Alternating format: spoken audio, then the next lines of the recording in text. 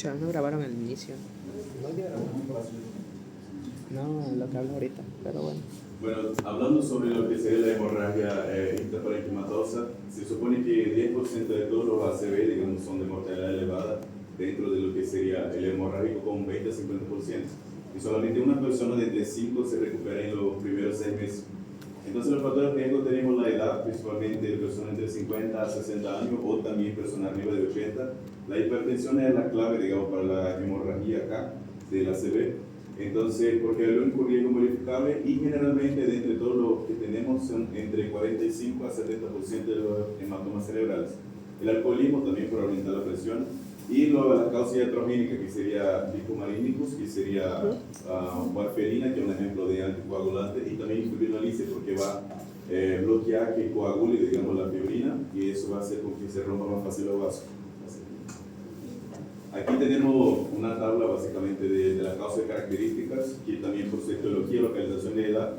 La hipertensión, como había dicho, son de 40 a 70%, que va a localizar más en los glóbulos de base, cerebro, tronco, sustancia blanca subcortical y ataca a la persona mayor de 45 años. La malformación vascular de 4 a 10 va a atacar la fase lobar, que serían los lobos parietales, frontal, occipital o temporal, afecta más a los jóvenes.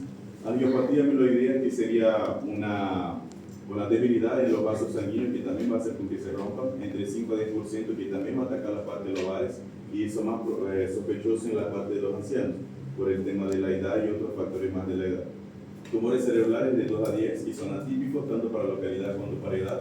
Anticoagulante fibrinolítico, que fue lo que ya habíamos hablado antes, que ataca la parte lobar y ancianos también. Drogas simpaticométricas, no hay localidad, pero atacan a los jóvenes justamente por la edad de uso de drogas. Indeterminados, que son solamente 10% para completar los 100, que son localizadas, sin localidad y sin edad. Y dentro de los factores de riesgo tenemos mayores, que otra vez hablando que la hipertensión, que es la principal, la edad de 50 a 60 años, que ya fue mencionado, y el alcoholismo también en una media de 50 a 100 gramos por día. Y los menores sería diabetes especialmente maltratada, el tabaquismo y angiopatía, que es el mismo que ya habíamos hablado, que es la primera causa de hemorragia lobar en ancianos. Y hay personas que tienen los factores mayores y menores, que son hipertensos, tienen edad avanzada, toman alcohol, tienen diabetes mal controlada, tabaquismo y también tienen angiopatía amiloidea. Y dentro del mecanismo fisiológico tenemos la fase del proceso patológico que nos va a generar un episodio de rotura vascular entre 1 a 10 segundos y me va a generar un mecanismo de cambio vascular crónico o lipolinosis amiloidea, que básicamente es una debilidad en la arteria de menor calibre. La origen hematoma, que va a aumentar la formación de hematoma menor a 1 hora y también va a alterar la hipertensión arterial, la degeneración del flujo vascular y tisular, que sería el tejido. El crecimiento del hematoma dentro de la progresión del hematoma de 1 a 24 horas, que también va a generar hipertensión arterial y trastorno de la coagulación. La lesión secundaria, que va a formar un edema de 1 a 5 días, me va a dar toxicidad humoral y celular. Entonces, dentro de la toxicidad va a afectar las neuronas y dentro de lo que es la degradación de la sangre, me va a generar una lisis que va a romper lo que son las hemoglobinas y eso va a hacer con que salga hierro a la corriente sanguínea y el hierro altamente neurotóxico. Aquí hay un ejemplo, digamos, de cómo sería un corte de un cerebro con un hematoma. Ya, de los aspectos diagnósticos, digamos, sería la clínica, que hay primero que localizar dónde está y el tamaño dentro de los lugares. El inicio es gradual, entonces él siempre va a iniciar pequeño, va agrandándose, y dentro de lo que es el aumento de la PIB, de la presión intracraneal, va a tener la sugerencia que sería la cefalea, los vómitos por el aumento de la masa. Y la disminución del nivel de conciencia y el tamaño del hemorragia depende del valor predicado. Entonces el valor nos dice que cualquier tamaño acima de 30 cc, o sea, centímetros cúbicos, ya tiene una mayor probabilidad, digamos, de mortalidad. Entonces, dentro de eso hay una fórmula que se llama A, B, C por 2. Entonces, el A sería, aquí vamos a suponer que sería una táctica, y aquí tenemos un ejemplo de una hemorragia. Entonces, el A me va a decir que yo tengo que tomar la parte mayor, entonces eso sería el A. Y el B va a ser la parte perpendicular a lo que sería la parte mayor, entonces eso. ¿Ya? Y el C sería la cantidad de cortes que tengo y la espesura de cada corte, que puede ser 0,5 a 1,0 también. Entonces el A vamos a supor que eso sea 6 centímetros, ya siempre en centímetros, y el B, que sería perpendicular unos 4 centímetros. Y el C vamos a supor que hicieron más o menos los 5 cortes y multiplicado por la espesura del corte, vamos a supor que sea 5, ¿ya? 5 cortes, vamos a supor 5, aquí nomás. Entonces vamos a hacer una cuenta básica que sería 3 por 4 por 5 y va a ser dividido por 2, ¿ya? Entonces eso me va a generar 60. Eso sería 60 centímetros cúbicos de sangrado dentro del edema parenquimático, ¿ya? Así.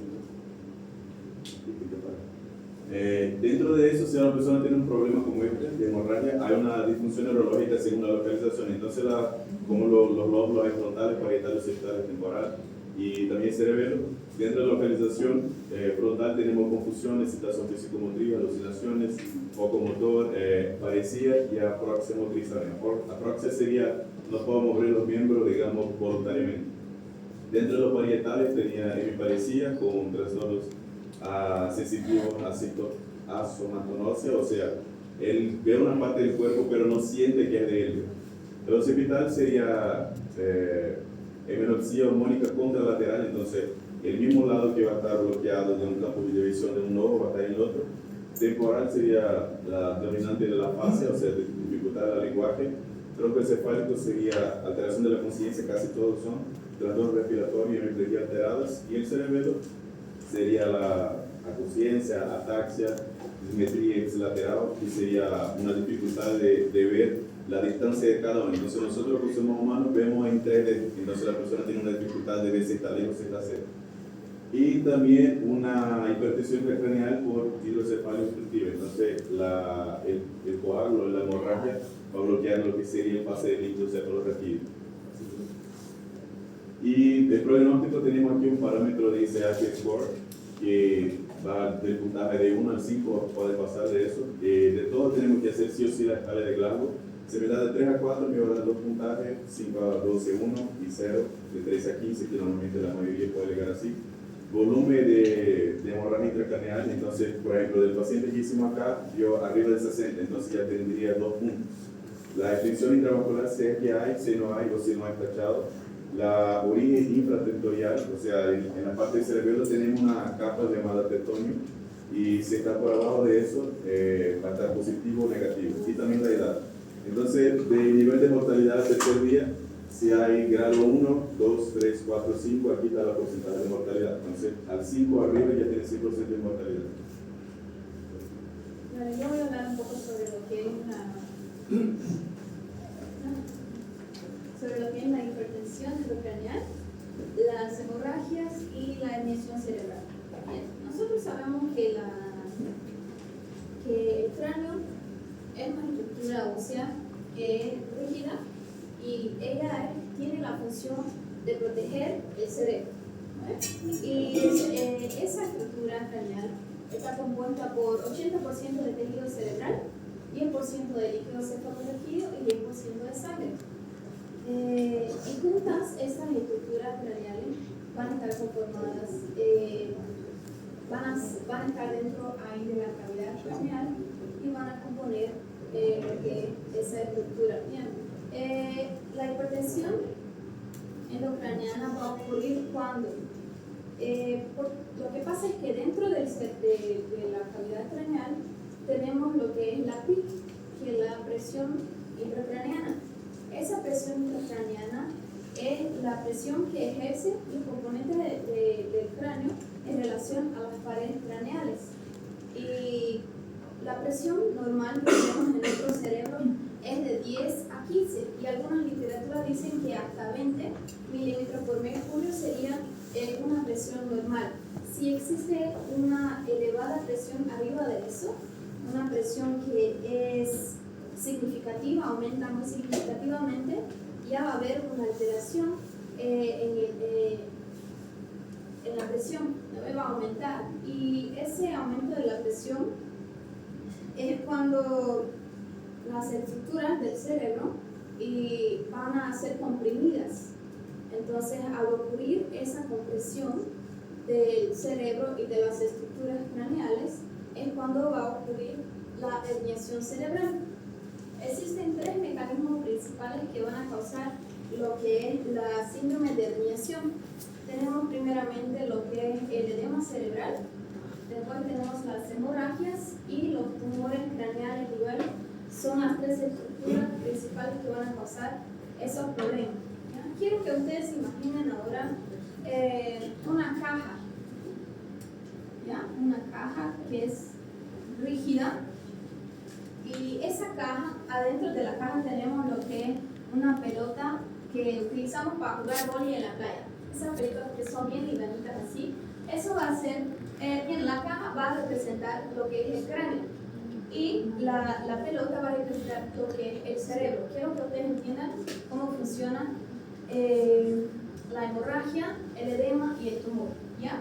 Entonces, esta pelotita va a ser lo que es el cerebro, y también tenemos lo que son las muellas que van a sostener lo que es el cerebro, que van a representar lo que es el líquido cefalorraquídeo y los vasos sanguíneos, ¿ya?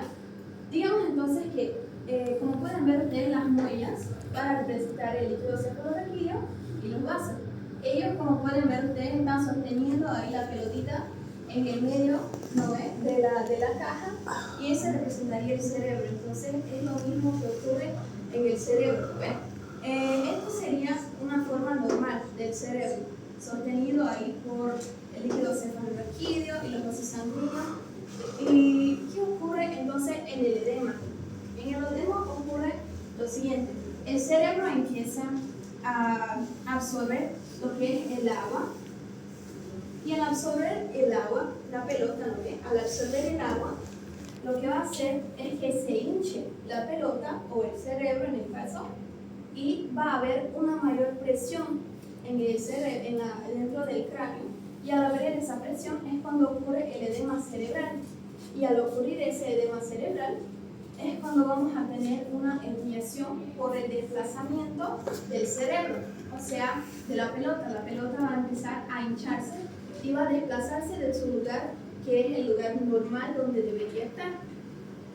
Pero si, en vez de ser agua que la pelota va a absorber, si la pelota empieza a botar, digamos, sangre, o si empieza a sangrar, si el cerebro empieza a sangrar, va a haber aquí sangre en lo que es estas estructuras de afuera del cerebro o de la pelotita, y al haber la sangre afuera de esas estructuras es que va a haber ahí la hemorragia, y al haber igual la hemorragia es cuando va a haber el aumento de la presión intracraneal de igual manera, ¿no? Y al haber ese aumento igualmente puede ocasionar lo que es la herniación cerebral, ¿ya? Y tenemos igual la otra, que sería el tumor, ¿no? Los tumores, digamos que ponemos una pelota extra aquí adentro de la caja. Si ponemos una pelota extra dentro de la caja, va a haber igual un aumento de la presión intracraneana, porque ya no es lo habitual, ya no es la homeostasis, ¿no ven?, de lo que es la caja craneal. Entonces va a haber un aumento de la presión o del volumen del líquido cefalorraquídeo, y va a haber igual una herniación cerebral, ¿ya? Y si el edema, la hemorragia y el tumor no son controlados, puede haber, ellos comienzan a ejercer una presión sobre lo que es el cerebro, y el cerebro va a empezar a descender en dirección al tronco encefálico, que sería en dirección a esta parte, ¿ya? Existen algunos nombres para algunos tipos de hernia, que es la hernia subfalcina, que es cuando esta estructura, que es el tálamo, empieza a descender. Esta sería la herniación subfalcina. Tenemos igual la hernia transtentorial, que es cuando esta región, en la transtentorial central, empieza a descender. Esa es la herniación transtentorial. Y tenemos la herniación transtentorial uncal, que es esta región que empieza a descender hacia el tronco. Y hay también la herniación amigdalina, que es ya aquí esa estructura empieza a descender en dirección al tronco encefálico, ¿ya? Y los pacientes en la hernia transtemporal pueden presentar lo que es amidriasis o anisocoria. Los pacientes pueden tener también convulsiones, pueden tener lo que es la decorticación, que es cuando los miembros quedan rígidos así, o pueden tener lo que es la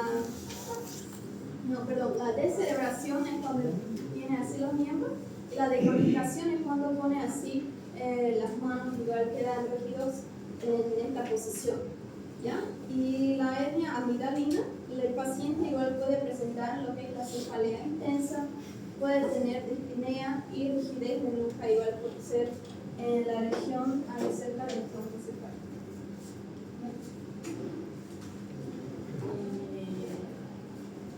Bueno, tenemos estrategias asistenciales y diagnósticas, ¿no? Para ese tipo de ACV. Como es una pérdida de sangre, tenemos que ser más que todo rápido, ¿no? Y de ahí vamos a utilizar rapidez en todo, en su anamnese, para saber más o menos cuánto tiempo, cuándo presentó síntomas, cuánto tiempo tardaron a llevar al hospital ese paciente, y isso, um manejo clínico rápido igual. Sua atenção intra-hospitalar seria isso, anamneses, bem precisa, bem exata, direta, incluso ventilações para manter o corpo estable hasta que llegue a un centro de salud que esté preparado para recibir ese paciente, ¿no? Y isso vai incluir um equipo bem preparado com neurólogos, enfermeiros e fisioterapeutas que vão ajudar esse paciente. E su diagnóstico, más que todo, son su anamnese, ¿no? Que vamos a preguntar a quién llegó ese paciente, a sus familiares, todo eso, desde cuándo eso pasa sus síntomas, si presentó algo antes. Pero para confirmar sí o sí, exámenes de imágenes. En primera línea, una TC, que sería la tomografía computadorizada. ¿Por quê? Porque, mais que tudo, isso é rapidez. Estamos correndo contra o tempo, não é? Então, por isso, daí nos vai mostrar onde está ubicada essa hemorragia e seu tamanho. Por isso, é de primeira linha, ou seja, é essencial, sim ou sim, na primeira.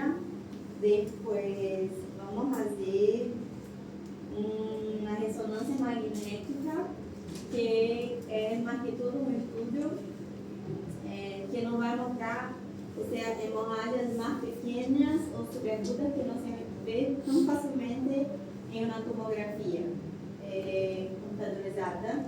E isso nos vai ajudar a diagnosticar possíveis complicações, não? E, por último, uma angiografia, que é mais que todo um estudo da vascularização do cérebro e nos vai mostrar malformações vasculares ou possíveis aneurismas. Aqui uma angiografia, outra.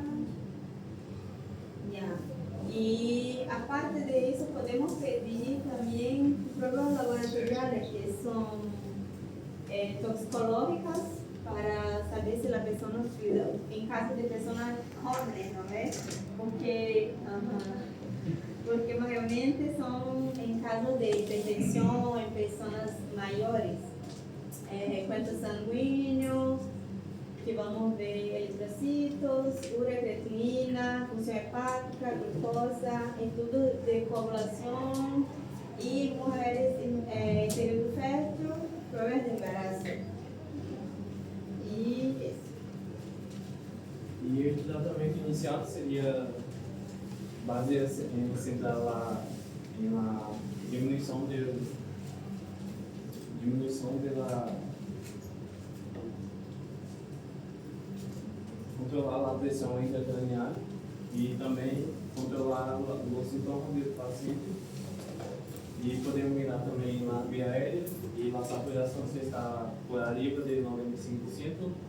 E em caso de paciente estar taquipneia ou com ansiedade, podemos administrar analgésico, porque pode ligar com dolor intenso de cefaleia, e isso pode provocar